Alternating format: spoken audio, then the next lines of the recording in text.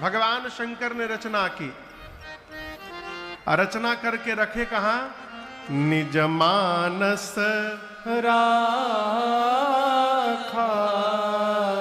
मानस का अर्थ होता है मन।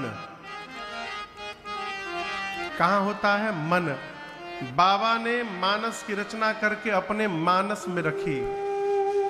उचित समय जब आया, पाई सुसमय, सु यानी सुंदर समय जब मिला, तो मां पार्वती को भगवान शंकर ने श्रवण कराया।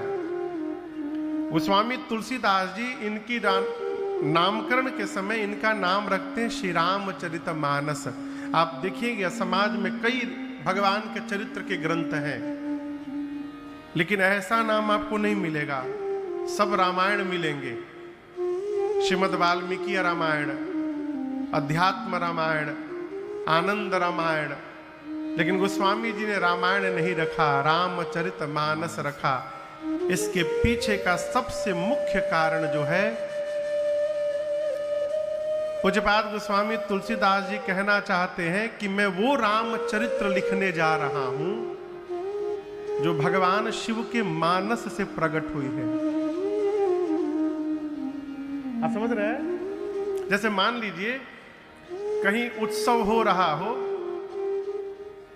भारत के बाहर में जानते हैं लोग भोजन कैसे कराते हैं। एक बार मैं अमेरिका में था, अभी भी इसी साल, तो एक लोग बोले कि महाराज जी घर में भोजन दोपहर का हो ही जाए, तो वहां कथा रात को होती है। बोले ठीक है। दोपहर में गए तो उनके 10-12 मित्र आए थे। तो ये देखकर मुझे बड़ा आनंद आया कि सब भोजन उनके घर में नहीं बना था। एक सब्जी कोई अपने घर से बना के लाया, दूसरी सब्जी कोई दूसरा व्यक्ति अपने घर से बना के लाया। उनके घर में केवल पूड़ी छाना गया है, हलवा केहू और ले आइल बा, मिठाई केहू और ले आइल बा। एक एक आइटम सब अपने अपने घर से बना के लाए और वहां सब मिला करके प्रसाद पाली, आनंद हो गया। उसी प्रकार कल्पना करिए किसी के घर में उत्सव हो और 5 घर से गुलाब जामुन आया हो, और उसी में कोई एक घर गुलाब जामुन का स्पेशलिस्ट हो। मतलब ऐसा गुलाब जामुन कि गुलाब जामुन में चम्मच रखते चम्मच धंस ही जाए, इतना सॉफ्ट हो। तो चलाने वाले कहेंगे अरे इसको खा के देखिए, ये उनके घर से आया हुआ गुलाब जामुन है, ये उसका परिचय होगा। उसी प्रकार रामचरित्र तो संसार में बहुत लोगों ने लिखा, लेकिन गोस्वामी जी कहते हैं मैं वो रामचरित्र लिखने जा रहा हूं जो इस रामचरित्र के स्पेशलिस्ट है। कौन? भगवान शंकर। बाबा के मन से जो रामचरित्र प्रकट हुआ है, मैं उसकी रचना करने जा रहा हूं, इसलिए इसका नाम श्री रामचरितमानस हुआ। क्यों? ये मेरे मानस से प्रकट नहीं हो रही है, ये महादेव के मानस से कथा प्रकट हुई है, इसलिए इनका नाम रामचरितमानस हुआ।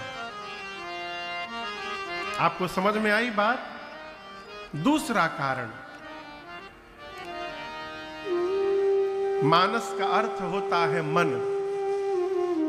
गोस्वामी तुलसीदास जी नामकरण किए श्री रामचरितमानस, अर्थात ये श्री रामचरित्र जनमानस के मानस में जब तक प्रवेश नहीं करेगा तब तक उसका प्रभाव समाज में दिखाई देने वाला नहीं है। इसलिए नामकरण किया श्री रामचरित्र मानस, यानी मानस पर पूरा रामचरित्र उतर जाए, इसका नाम रामचरितमानस है। महापुरुषों ने कई चिंतन दिए। गोस्वामी जी कहते हैं सुनने से होगा क्या? सुनता